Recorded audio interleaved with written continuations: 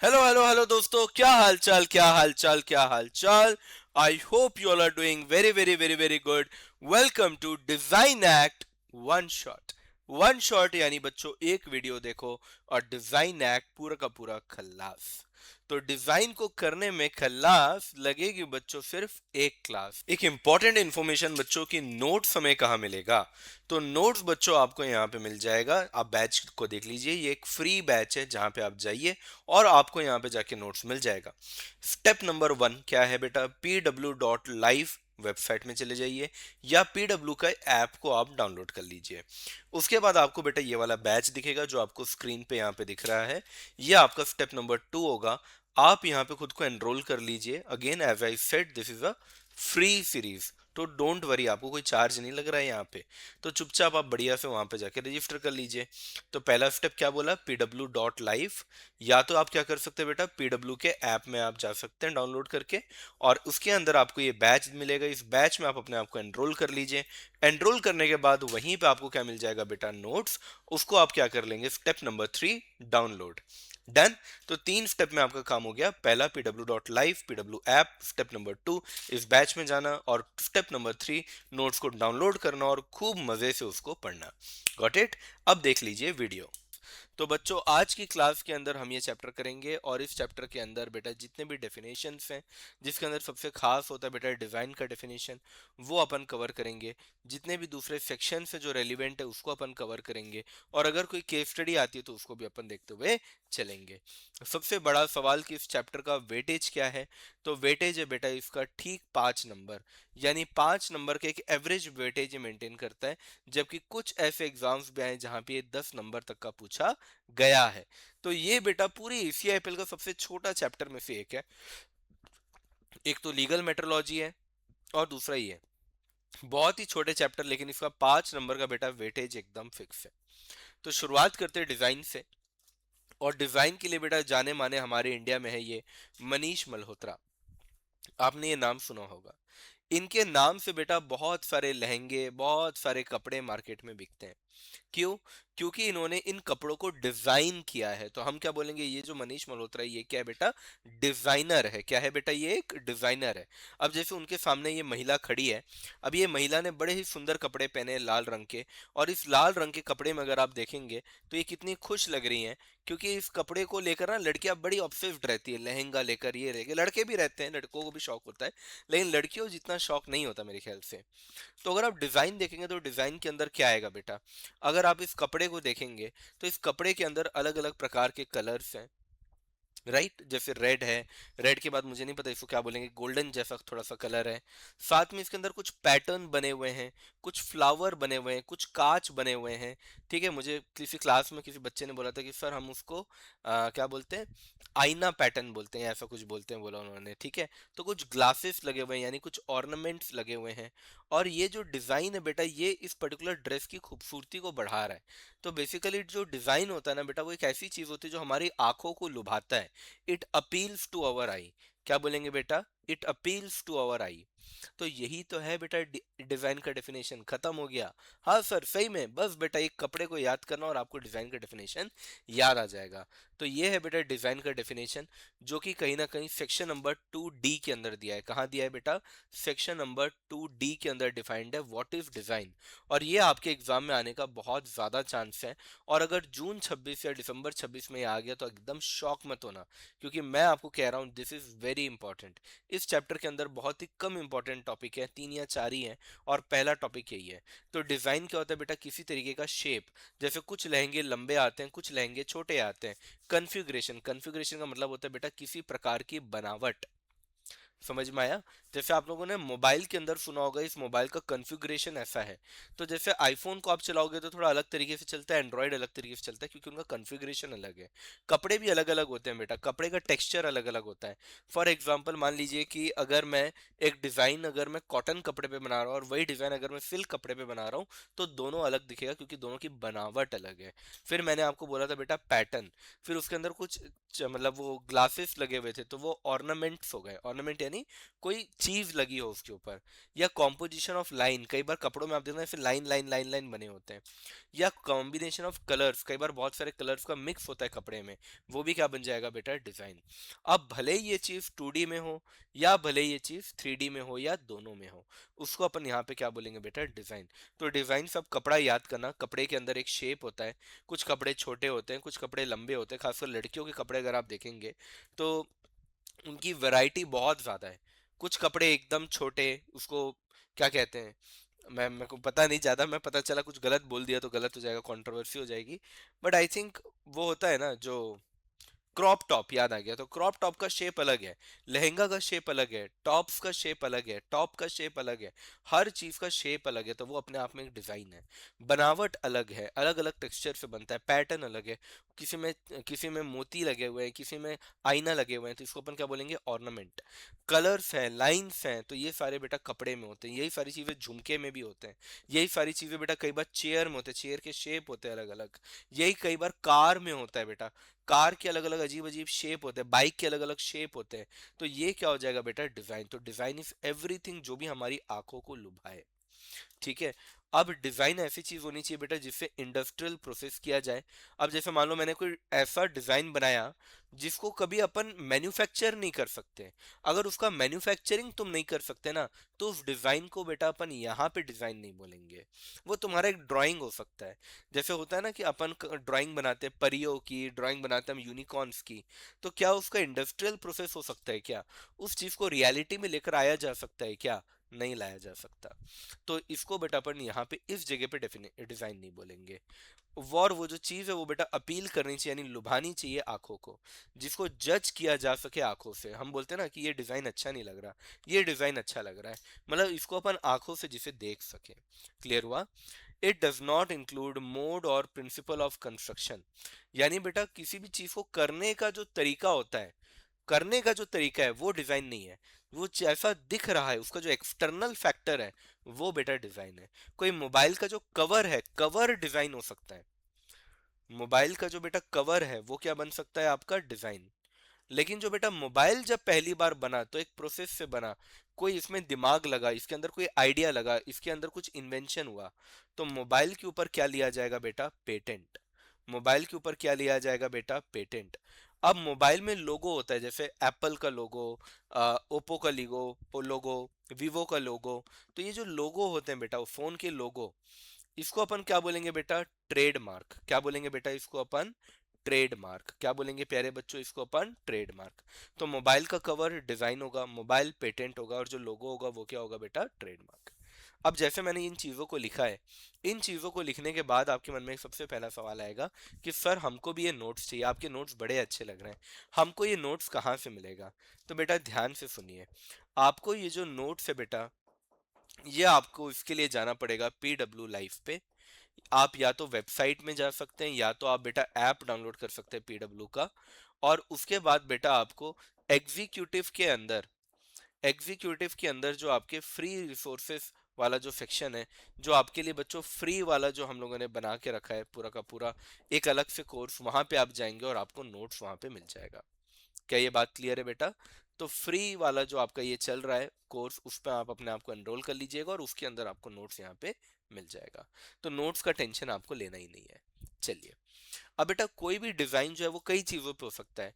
जैसे कि कोई एग्जांपल मैं आपको देता हूँ कि एक ही डिजाइन जो है बेटा, वही डिजाइन आप देखिए कभी कभी कपड़ों पे भी होते हैं, कभी कभी वही डिजाइन जो है बेटा वो पर्दों पे भी होते हैं। वैसे पर्दा भी एक तरह का कपड़ा ही है, लेकिन वो कपड़ा जो है वो अपन घर के लिए लाते हैं, और जो कपड़ा हम पहनते हैं उसको अपन क्या बोलेंगे, शर्ट पैंट। तो कपड़ों में अलग अलग डिजाइन हो सकता है बेटा, चेयर में भी डिजाइन हो सकता है, इयररिंग्स में भी डिजाइन हो सकता है, मेहंदी का डिजाइन हो सकता है, गाड़ी के ऊपर डिजाइन हो सकता है। तो सवाल आता है कि आपने जो डिजाइन बनाया, ये डिजाइन आप किस पे अप्लाई करोगे। ये डिजाइन जो आपने बनाया है, ये डिजाइन आप लगाओगे किस पे, चेयर पे लगाओगे, कपड़े पे लगाओगे, पर्दे पे लगाओगे, लगाओगे किस पे। तो आपको बेटा ये डिसाइड करना पड़ता है अंडर सेक्शन नंबर 6। यानी सेक्शन नंबर 6 आपको ये बोलता है कि आपको चुनना पड़ेगा कि आप जो ये डिजाइन है, डिजाइन है वो तो ठीक है, अपन ने डेफिनेशन समझ लिया, पर ये डिजाइन आपको चाहिए किस पे। कपड़े पे चाहिए, चेयर पे चाहिए, इयरिंग पे चाहिए, आपको ये डिजाइन चाहिए किस पे। और उसके लिए बेटा अपन पढ़ते हैं सेक्शन नंबर 6। और ये बेटा सेक्शन नंबर 6 आपके दिसंबर 25 के एग्जाम में भी आया है, so this is quite important. Clear हो गया बेटा? तो चलिए हम लोग लिखेंगे अभी section number 6। Section 6, registration in respect of a particular design. Registration in respect of a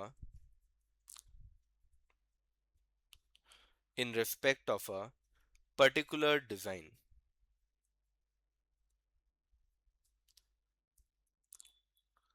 ठीक है? तो जब भी आप कोई डिजाइन बनाएंगे बेटा, उसको एक पर्टिकुलर क्लास आपको सिलेक्ट करना पड़ेगा और उसी क्लास में आप उस डिजाइन को लेंगे। A design may be registered in a design may be registered in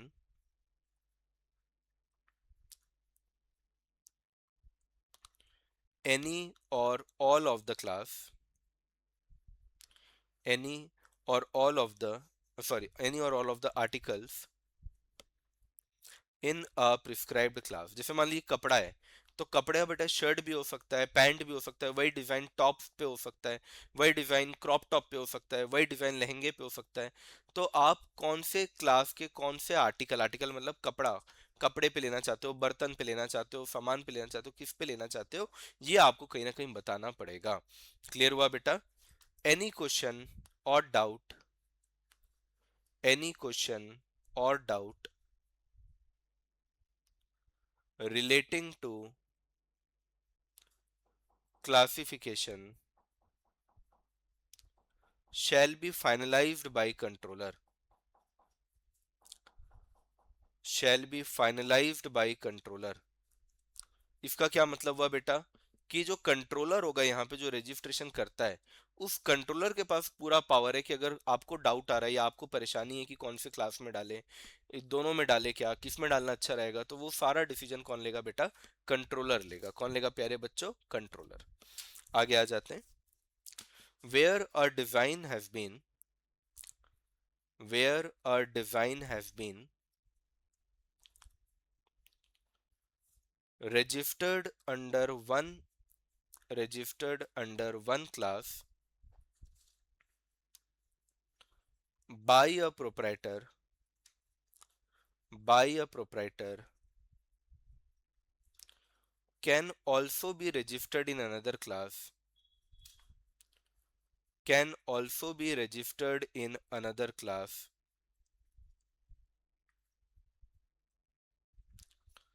but duration will not extend, but duration will not extend। क्या मतलब हुआ बेटा इसका? कि अगर मान लीजिए कि कोई आदमी है, प्रोप्राइटर मतलब जो कि डिजाइन का मालिक है ना। अभी प्रोप्राइटर का डेफिनेशन में अपन पढ़ेंगे और कितने समय के लिए आपको डिजाइन मिलता है वो भी अपन पढ़ेंगे। तो मान लीजिए इस आदमी ने ना पहले 2025 में अगर मान लो डिजाइन का रजिस्ट्रेशन करवाया, किस पे करवाया? लेट से क्लोथ्स पे करवाया। तो बेटा एक्चुअली जो ड्यूरेशन है वो 10+5 यानी 15 साल के लिए रहता है। तो 2025 उसके पास कब तक रहेगा? 2040 तक रहेगा। अब अगर मान लो वो उसको बीच में मूड किया 2032 में, 2032 में, कि मैं यही चीज ना, यही डिजाइन को फर्नीचर के लिए भी रजिस्टर करना चाहता हूँ, तो क्या वो कर सकता है क्या? पहला सवाल, क्या वो कर सकता है क्या? तो बोला कर तो सकता है, लेकिन उसको फर्नीचर का भी एक जो डिजाइन मिलेगा ना, वो 2040 तक ही मिलेगा, क्योंकि उसने ये पर्टिकुलर डिजाइन को बेटा रजिस्टर कर लिया है। तो आर्टिकल से फर्क नहीं पड़ता, अगर आप आर्टिकल नया ऐड भी कर रहे हो तो भी बेटा आपका डिजाइन का टाइम पीरियड चेंज नहीं होगा, वो तो बेटा उतना ही रहेगा जितना पहले डिसाइड कर लिया गया था। तो सवाल आता है सर डिजाइन का ड्यूरेशन कितना होता है? तो बेटा डिजाइन का ड्यूरेशन इनिशियली जो मिलता है आपको, यानी रजिस्ट्रेशन करने के बाद जो आपको सर्टिफिकेट मिलेगा, उसमें बेटा ये 10 ईयर्स के लिए मिलेगा। लेकिन अगर आपको लगता है कि नहीं मुझे और समय के लिए चाहिए, तो आप एक्सटेंशन करवा सकते हो। और अगर आप एक्सटेंशन कराओगे तो आपको 5 साल के लिए और एक्सटेंशन मिल जाएगा। तो ये हो जाएगा बेटा टोटल 15 ईयर्स। यानी मेरे कहने का मतलब है बेटा आपको सीधा 15 साल नहीं मिलेगा, आपको पहले तो 10 साल मिलेगा, उसके बाद आप एक्सटेंशन करवाएंगे 5 साल का, तो टोटल आपका यहाँ पे हो जाएगा 15 साल। चलिए, तो यहाँ तक आपको क्लियर हो गया बेटा। तो डिजाइन क्या होता है, डिजाइन आपको एक पर्टिकुलर क्लास में लेना है, ये दो बातें हमने पढ़ ली। ड्यूरेशन कितना रहेगा, पहले तो 10 साल, फिर 5 साल से बढ़ाया जा सकता है ना, बढ़ाएंगे ही क्या, बढ़ाया जा सकता है, एक्सटेंशन लिया जा सकता है। अब डिजाइन का बेटा रजिस्ट्रेशन किसी को भी दे देंगे, उसके लिए भी कुछ चीजें चाहिए। जैसे पेटेंट के लिए चाहिए था, ट्रेडमार्क के लिए चाहिए था, वैसे ही बेटा डिजाइन के अंदर भी एक टॉपिक पे आता है हमारा एसेंशियल रिक्वायरमेंट्स, यानी कि इसके बिना भैया आपका डिजाइन में रजिस्ट्रेशन नहीं होगा। तो रजिस्ट्रेशन कैसे होगा वो बात की बात है, पर आप उसके लिए एलिजिबल हो गया नहीं हो। तो सबसे पहले क्या बोला, न्यू और ओरिजिनल होना चाहिए। अगर डिजाइन कहीं भी और डिस्क्लोज हुआ है तो फिर आपको बेटा यहाँ पे रजिस्ट्रेशन नहीं मिलेगा। तो इस बात का याद रखेंगे आप कि आपका जो डिजाइन है वो एकदम न्यू और ओरिजिनल होना चाहिए, कहीं और इंडिया में डिस्क्लोज ना हुआ हो, लोगों को पता ना हो। अगर कोई डिजाइन से आपका डिजाइन सिमिलर है ना, तो फिर आपको रजिस्ट्रेशन नहीं मिलेगा। ये बात समझिए, आपका डिजाइन एकदम डिस्टिंग्विशेबल होना चाहिए, एकदम अलग थलग होना चाहिए। आपका डिजाइन अगर दूसरों के डिजाइन से अलग है तभी रजिस्ट्रेशन मिलेगा, वरना आपको रजिस्ट्रेशन नहीं मिलेगा। ठीक है, ये वाला तो आप छोड़ दीजिए। आगे बोल रहा है कि वो किसी ना किसी आर्टिकल पे अप्लाई हो सके और उसकी एक एस्थेटिक वैल्यू हो, यानी कि उसकी एक एक्सटर्नल वैल्यू हो। और ये बातें बेटा कहाँ लिखी है, सेक्शन नंबर 4 में। कहाँ लिखी है प्यारे बच्चों, सेक्शन नंबर 4। Done everyone. अब डिजाइन को बेटा कोई ना कोई तो ओन करता होगा ना, जैसे ट्रेडमार्क प्रोप्राइटर का होता है, पेटेंट इन्वेंटर का होता है। वैसे ही बेटा ये जो डिजाइन है ना, ये डिजाइन बेटा बिलोंग करता है प्रोप्राइटर को। जैसे ट्रेडमार्क प्रोप्राइटर को बिलोंग करता है, बिल्कुल वैसे ही डिजाइन भी बेटा किसको बिलोंग करता है, प्रोप्राइटर को। और प्रोप्राइटर का जो डेफिनेशन है वो दिया है बेटा सेक्शन नंबर 2J के अंदर। ठीक है। अब प्रोप्राइटर तीन प्रकार के हो सकते हैं। सबसे पहला, जैसे मान लीजिए ताजमहल है। ताजमहल बड़ा सुंदर है, उसका डिजाइन बड़ा अच्छा है, इसी वजह से ताजमहल को वंडर ऑफ द वर्ल्ड बोला जाता है। क्यों, क्योंकि उसका जो डिजाइन है वैसा डिजाइन बेटा कहीं और नहीं है। पर आज की डेट में हम क्या बोलते हैं कि ताजमहल को किसने बनाया, शाहजहां ने बनाया। क्या बोलते बेटा, ताजमहल को शाहजहां ने बनाया। तो क्या शाहजहां सुबह उठ के पत्थर लगाता था, ईटा लगाता था, पानी मारता था क्या, नहीं। लेकिन शाहजहां ने बेटा यहाँ पे पैसे दिए और इसलिए शाहजहां के लिए बनाया गया, इसलिए ताजमहल को क्या बोला जाता है कि शाहजहां का ताजमहल है। बिल्कुल बेटा, कई बार क्या होता है, अगर पैसे देके किसी चीज को बनाए जा रहे हैं तो जो बेटा पैसा दे रहा है वो कहलाएगा प्रोपराइटर। समझ में आया। तो डिजाइन किसके नाम से रजिस्टर होगा, प्रोपराइटर के नाम से। क्लियर है। When the author has taken good consideration, has taken good consideration to execute work for other person, to execute work for other person,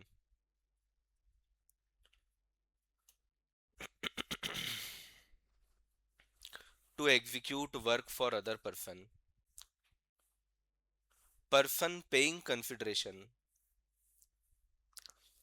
person paying consideration shall be proprietor, person paying consideration shall be proprietor।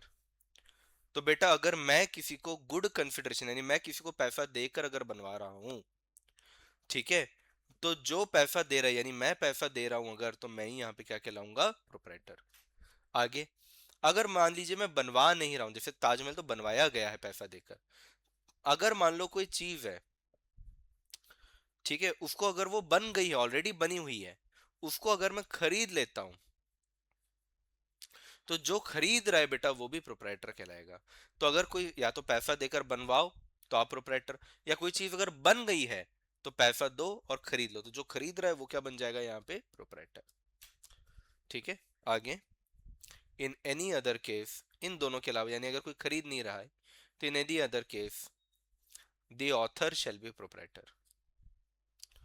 The author यानी जिसने बनाया है, the author shall be proprietor.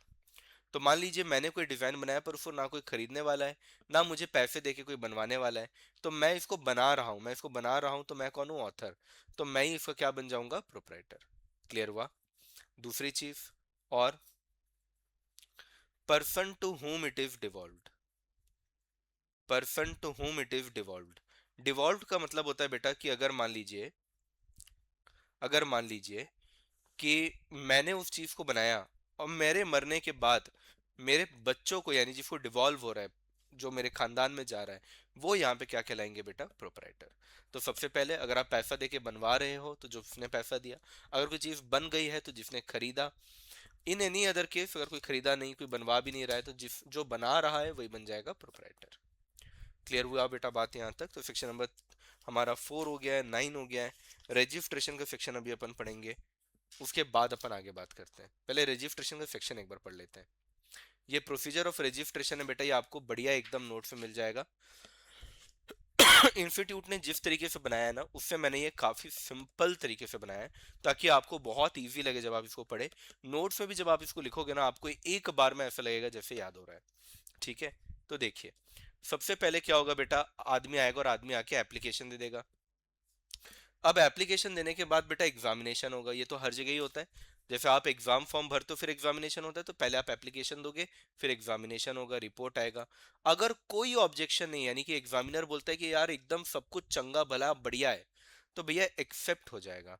Accept होगा, journal में छपेगा और तुमको certificate मिल जाएगा। Journal में छप जाएगा, सर्टिफिकेट मिल जाएगा। जर्नल में क्यों छापा जाता है? कि भैया दुनिया को बताया जाए कि ये आदमी जो है ना, इस आदमी को देख लो, इसने डिजाइन का रजिस्ट्रेशन किया है। अब या तो ऑब्जेक्शन होगा। अब अगर बेटा ऑब्जेक्शन होगा, तो ऑब्जेक्शन हुआ है करके उसको बताएंगे अपन। फिर हियरिंग होगी। हियरिंग के अंदर बेटा अगर मान लीजिए उसको बोल दिया गया कि नहीं नहीं नहीं, तुम्हारा डिजाइन जो है वो गलत है। हियरिंग हुआ और हियरिंग होने पे अपोज किया कि नहीं भैया तुम्हारा जो डिजाइन है ना वो गलत है, तो तुम्हारा डिजाइन अगर मान लो हियरिंग होने पे रिफ्यूज हो जा रहा है, तो आप अपील कर सकते हो बेटा हाई कोर्ट पे। और हाई कोर्ट में अपील आप कितने समय में करोगे बेटा? 3 महीने में। कितने समय में आप हाई कोर्ट में अपील करोगे बेटा? 3 महीने में।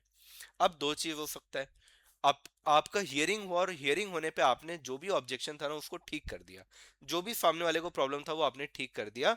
ठीक करने के बाद अगर सब कुछ कंप्लायंस हो गया, तो आपको अगेन क्या मिल जाएगा बेटा? सर्टिफिकेट। आपको अगेन क्या मिल जाएगा बेटा? सर्टिफिकेट। या तो सामने वाले ने बोला कि भैया आपको ऑब्जेक्शन, और आपने रिप्लाई ही नहीं दिया। आपने कोई रिप्लाई नहीं दिया तो हम समझ लेंगे कि शायद आपको डिजाइन का रजिस्ट्रेशन चाहिए ही नहीं। आप रजिस्ट्रेशन को क्या कर दे रहे हो? अबेंडन। प्रोसेस को ही आपने क्या कर दिया? अबेंडन। क्लियर हुआ बेटा? तो एक बार मैं आपको वापस से एक बार और खुद ही से टेबल एक बार बना के दिखा रहा हूँ, क्योंकि रजिस्ट्रेशन का प्रोसेस जरूरी है। मैं एक बार अपने हाथों से बना के दे रहा हूँ, बाकी चार्ट तो बना ही है। सबसे पहले बेटा क्या होगा? एप्लीकेशन होगा। आप एप्लीकेशन देंगे, एप्लीकेशन देने के बाद क्या होगा बेटा? एग्जामिनेशन होगा। अब एक बार एग्जामिनेशन हो गया तो एग्जामिनेशन का रिपोर्ट आ जाएगा। अब जब भी रिपोर्ट आएगा, रिपोर्ट में दो बातें हो सकती है, या तो आप पास या तो आप फेल। यानी कि या तो कोई ऑब्जेक्शन ही नहीं आया। अगर बेटा ऑब्जेक्शन नहीं आया, फिर तो बहुत अच्छी बात है ना, सीधा आप जर्नल में छापो, जर्नल में छाप के आप क्या करो भैया? सर्टिफिकेट दे दो। जर्नल में छापो और छाप के सर्टिफिकेट दे दो। यहाँ पे क्या है, अच्छा पब्लिक ऑब्जेक्शन वगैरह यहाँ पे नहीं रहता ना, पहले ही बता दूं। अगर लेकिन ऑब्जेक्शन आया, यानी सामने वाले ने बोला कि नहीं तुम्हारे एप्लीकेशन में कुछ गड़बड़ है, तो या तो बेटा तुम रिप्लाई दोगे या तो रिप्लाई ही नहीं दोगे। अगर तुमने रिप्लाई ही नहीं दिया, तो फिर हम ये मान लेंगे कि भैया तुमको कोई मतलब नहीं है, तुमने अपने एप्लीकेशन को अबेंडन कर दिया है, छोड़ दिया है। तुमने क्या कर दिया है बेटा? अबेंडन कर दिया है, छोड़ दिया है। तुमको अब अपने एप्लीकेशन से कोई मतलब ही नहीं है। Got it everyone? क्लियर हो गया यहाँ तक की बात? अब अगर आपने रिप्लाई दिया, तो रिप्लाई देने के बाद हियरिंग होगा। हियरिंग होने के बाद दो बातें हो सकती है। हियरिंग हुआ और आपका जो बात है वो अच्छा नहीं लगा, यानी कि रिफ्यूजल कर दिए। हियरिंग के बाद भी आप सामने वाले को पटा नहीं पाए, कंट्रोलर को आप ये मना नहीं पाए कि आपका आपका जो डिजाइन है वो सही है, रिफ्यूजल हो गया। तो क्या होगा बेटा? अब फिर आप अपील करोगे टू हाई कोर्ट। आप अपील करोगे टू हाई कोर्ट, और ये हाई कोर्ट को अपील आपको कितने समय में करना पड़ेगा? 3 महीने के अंदर। लेकिन अगर मान लीजिए आपने हियरिंग किया और हियरिंग के बाद आपने कंप्लायंस ऑफ ऑब्जेक्शन कर दिया। कंप्लायंस का मतलब है कि आपने सारी बातों से उन सामने वाले को खुश कर दिया, तो फिर अगेन आपको क्या मिल जाएगा बेटा? सर्टिफिकेट। अगेन आपको क्या मिल जाएगा बेटा? सर्टिफिकेट। क्लास में मैं इसको स्टेप्स में लिखाता हूँ, अभी वन शॉट है तो इतना टाइम नहीं है, पर आई होप आपको ये चार्ट समझ में आया होगा। एक बार मैंने आपको नॉर्मली समझाया, फिर मैंने आपको बना के भी दे दिया, तो आई होप बेटा अब तो आपको बहुत ही अच्छे से क्लियर हो गया होगा। Done everyone? चलिए, अब कई बार क्या होता है ना बेटा, रैट रेस है। ठीक है, तो होता ये है कि दोनों दोस्त मिलके एक डिजाइन को बनाए, लेकिन एक दोस्त गया और जाकर पहले ही डिजाइन के अंदर रजिस्ट्रेशन ले लिया, अब दूसरा दोस्त यहाँ पे क्या बोलेगा कि यार दोनों ने मेहनत की और तूने अकेले अकेले पूरा मेवा खा लिया, दिस इज नॉट राइट। तो पहले वाले दोस्त का दिल पिघल गया, उसने बोला चल ठीक है यार तेरा भी नाम जोड़ देता हूँ।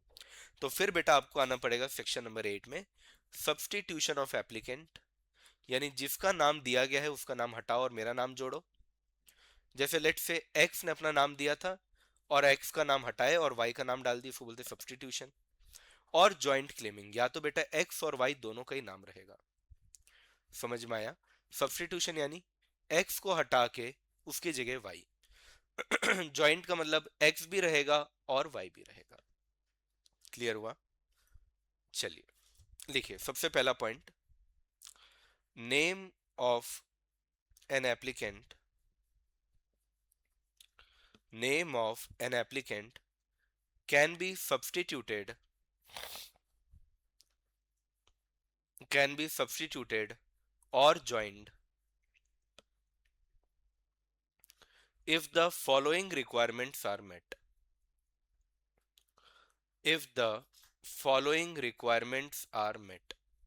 कुछ शर्तें हैं बेटा, उनको आप पूरा कर दीजिए, उसके बाद अगर आपको हटाना होगा नाम या जोड़ना होगा नाम तो आप कर सकते हैं। सबसे पहला, the claim has been made, the claim has been made यानी सामने वाला जो दावा कर रहा है कि मेरा नाम जोड़ो या मेरा नाम लाओ, has been made before registration. अभी रजिस्ट्रेशन कर प्रोसेस खत्म नहीं हुआ है। अगर रजिस्ट्रेशन हो गया तो फिर कुछ नहीं हो सकता, एक बार आपका नाम छप गया तो छप गया, लेकिन रजिस्ट्रेशन के पहले आप क्लेम कर सकते हो। आगे, right of claim can be created only by, can be created only by, यानी आप ये जो दावा कर रहे हैं ना कि ये आपका नाम आना चाहिए एप्लीकेशन में, ये तीन तरीके से हो सकता है। या तो बेटा दोनों एग्रीमेंट कर लो, दोनों मान जाओ कि हाँ भैया इसका नाम आना चाहिए, ठीक है। या तो मान लो कोई बड़ी पार्टी आई और बड़ी पार्टी ने आके बोला कि तेरा नाम हटा डिजाइन से मेरा नाम लगा, तो आप बोलोगे अरे मैंने पूरा मेहनत किया मेरा ही नाम रहना चाहिए। वो बोलेगा ले भाई 10 लाख रुपए रख और आज से तेरा ये डिजाइन मेरा, अब ये रजिस्टर भी होगा मेरे ही नाम से। तो आपने अगर सामने वाले से खरीद लिया, असाइनमेंट। या तो ऑपरेशन ऑफ लॉ, मान लीजिए वाई ने केस किया और बोला कि नहीं नहीं एक्स गलत है, एक्स का डिजाइन नहीं है, डिजाइन मेरा है, और कोर्ट में जाकर वो जीत गया। जीत गया तो कोर्ट ने बोला कि अब एक्स का नाम हटाओ और वाई का नाम लाओ। क्या बोलेंगे इसको? Operation of law. क्या बोलेंगे बेटा इसको? Operation of law. Got it everyone? आगे, the applicant shall submit, the applicant shall submit form 2 along with fees, along with fees।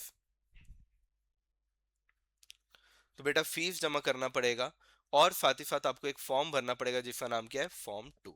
ये अगर आपने भर दिया तो आपका काम हो गया। एक पॉइंट और लिख लीजिए, in case of joint applicant, मान लो अगर और भी लोग हैं बेटा, मान लो ठीक है, डिजाइन का एप्लीकेशन 4 लोगों ने दिया, पांचवा बोल रहा है कि मेरा भी नाम डालो, तो बाकी चारों से कंसेंट लेना पड़ेगा। In case of joint applicants, consent of all the applicants are required, consent of all the applicants are required।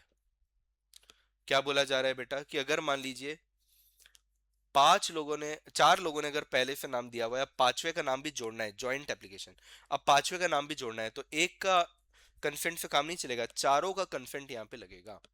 क्या ये बात समझ में आ गई? ठीक है, तो एक बार इसको देखिए बेटा, 5 नंबर के लिए दिस इज इनफ। जो भी आप पढ़ते हैं, जो भी आप लिखते हैं, उसको हमेशा इस तरीके से सोचिएगा कि अगर ये एग्जाम में आया तो 5 नंबर का आएगा और मैं उस पर लिख सकूं, इस तरीके से मुझे पढ़ना है। क्लियर है? चलिए आगे आते हैं। कुछ बेनिफिट है बेटा डिजाइन के। सबसे पहला बेनिफिट देखिए क्या है, the registration of design confirm the proprietor, proprietor को एक अधिकार आ जाएगा कि एक्सक्लूसिव राइट टू डिजाइन है। यानी जैसे मनीष मल्होत्रा ने कोई डिजाइन बनाया लहंगे का, तो अब सिर्फ और सिर्फ मनीष मल्होत्रा ही उस डिजाइन को बेच सकता है। अब जैसे अनुष्का शर्मा ने जब बेटा शादी की थी ना, तो उसने मनीष मल्होत्रा का डिजाइन पहना था, और अनुष्का शर्मा की शादी का वो जो लहंगा था वो इतना हिट हुआ कि बाद में लोगों ने अपनी शादी में वही वाला लहंगा बार बार बार बार यूज किया। तो सोचिए हो क्या रहा है, अब उस लहंगा को इंडिया में सिर्फ और सिर्फ मनीष मल्होत्रा बना सकता है।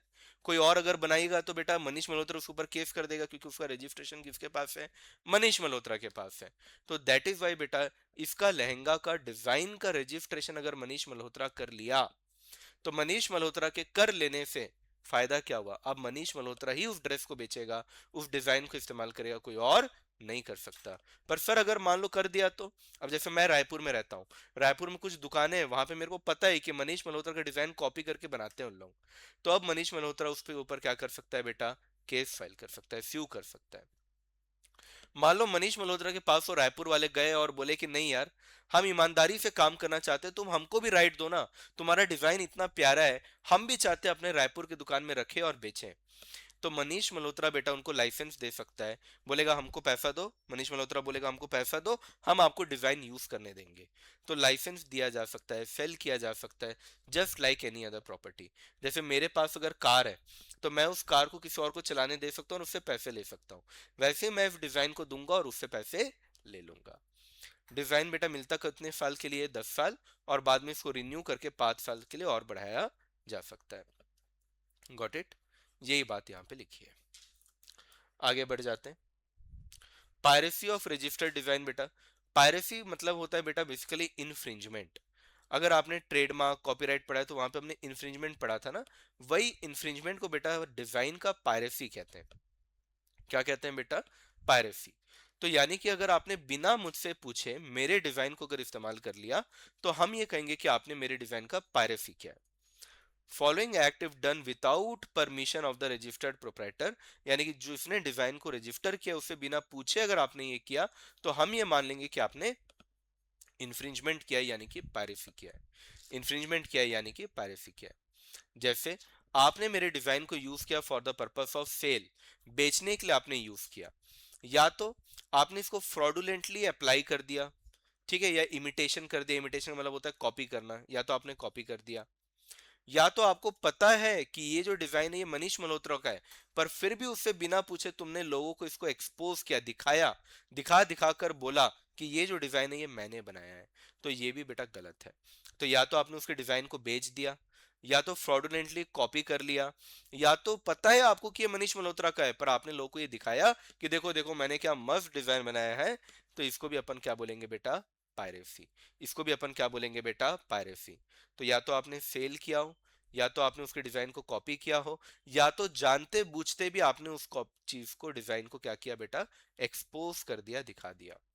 अब जैसे एग्जाम्पल के तौर पे मान लो मेरे बच्चों ने मेहनत किया, बड़े मुश्किल से नोट्स वगैरह बनाए, और अगर बच्चों मान लो मैं उनसे बिना पूछे उनके नोट्स को दूसरे बच्चों को दे देता हूँ, तो आपको लगता है कि उनको ये चीज अच्छी लगेगी? आप खुद बताइए, क्या उनको अच्छा लगेगा? ये नहीं लगेगा। तो यानी मैंने क्या किया बेटा? पायरेसी। मैंने क्या किया बेटा? पायरेसी। किसी ने बहुत मेहनत से बेटा डिजाइन बनाया होता है, तो आप उससे बिना पूछे कैसे सेल कर सकते हो? उससे बिना पूछे कैसे कॉपी कर सकते हो? उससे बिना पूछे कैसे दूसरे लोगों को दिखा सकते हो उसका design? This is not right. This is not right. क्या ये बात समझ में आई?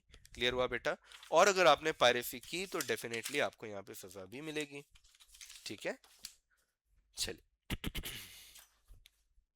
आगे बढ़ते हैं अपन। एक आखिरी टॉपिक बचा है बेटा, restoration of a labs design. क्या बचा है बेटा? Restoration of a labs design. तो ये है हमारा section number 19, restoration of a labs design. Labs design का मतलब क्या होता है बेटा? आपको एक बार रजिस्ट्रेशन आपको 10 साल के लिए मिलता है ना, उस 10 साल में आपको हर साल रिन्यूअल फीस देना पड़ता है। ठीक है? जैसे आप लोग स्कूल में एडमिशन कराते हो, तो क्लास 1 में अगर तुमने एडमिशन कराया, तो क्लास 12 तक तुमको कोई निकालेगा नहीं स्कूल से, लेकिन हर साल बेटा एनुअल फीस तो भरनी पड़ती है ना। वैसे ही बेटा आपको 10 साल का डिजाइन मिल गया है, लेकिन आपको उसे जिंदा रखने के लिए हर साल एनुअल फीस देनी पड़ती है। और अगर तुमने नहीं दिया तो तुम्हारा डिजाइन क्या हो जाएगा बेटा? लैप्स हो जाएगा। तुम्हारा डिजाइन क्या हो जाएगा? लैप्स। लिखिए, renewal fees shall be paid annually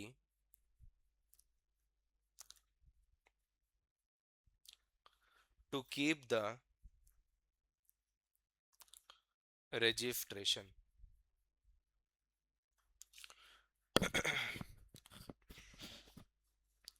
Renewed. In case of in case of failure of payment of renewal fees, failure of payment of renewal fees, the design registration, the design registration shall lapse.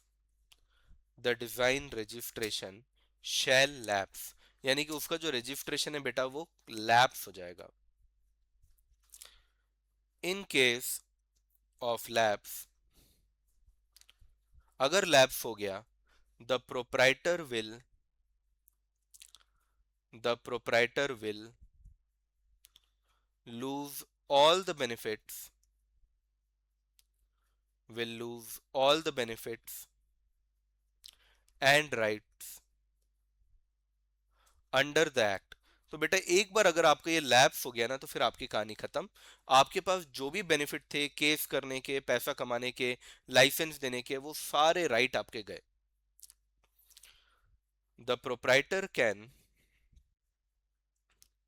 the proprietor restore the lapsed patent can restore the lapsed patent by making an application by making an application within 1 year within 1 year of lapse within 1 year of lapse along with fees and statement containing reason of failure and statement containing reason of failure. तो बेटा साथ में आपको ये भी लिख के देना पड़ेगा कि क्यों आप ऐसा फेल हुए, क्यों आप पैसा नहीं भर पाए टाइम पे, ये भी आपको बताना पड़ेगा ताकि सामने वाला कन्विंस हो और वो आपको डिजाइन का रजिस्ट्रेशन वापस से दे दे. क्लियर हुआ ये सभी को? तो बेटा लैप्स नहीं होना चाहिए. लैप्स हो गया तो सारे बेनिफिट राइट गए, पर आपके पास एक मौका है कि आप 1 साल के अंदर अंदर एप्लीकेशन दीजिए और अपने आप को बचाइए. बचाने के लिए आपको एक एप्लीकेशन देना है, फीस देना है और स्टेटमेंट देना पड़ेगा कि क्यों आपका ये फेलियर यहाँ पे आया. तो मुझे तो लगता है बेटा सारे टॉपिक हमने कर लिए हैं. ठीक है, यस सारे के सारे टॉपिक हमारे हो गए. प्रोहिबिशन के अंदर भी हमने पूरा पढ़ लिया है. जो केस स्टडी से बेटा वो अपन एक सेपरेट लेक्चर बना ही रहे हैं एक्चुअली. एक माइक्रोफाइबर का केस है इसके अंदर, पर वो हम लोग एक सेपरेट केस स्टडी का वीडियो लाएंगे जिसमें पार्ट बी के सारे केस स्टडीज कंप्लीट रहेंगे. वो वाला वीडियो बहुत ही जल्द आ जाएगा, अगले हफ्ते ही आ जाएगा, तो आप उसका वेट करिएगा. उसमें सारे के सारे केस स्टडी आपके कवर हो जाएंगे. Got it? तो नोट्स बेटा बढ़िया से डाउनलोड कर लेना. मुझे लगता है कि आपको कोई परेशानी नहीं आई होगी इस चैप्टर के अंदर, समझ में आया होगा. ज़्यादा बड़ा चैप्टर नहीं है, छोटा सा चैप्टर है. स्पीड में देखिएगा, अच्छे से देखिएगा, बार बार देखिएगा. 2-3 बार भी अगर आपने इसको सुन लिया ना तो सारे टॉपिक अपने आप आपके दिमाग में बैठ जाएंगे. Got it everyone?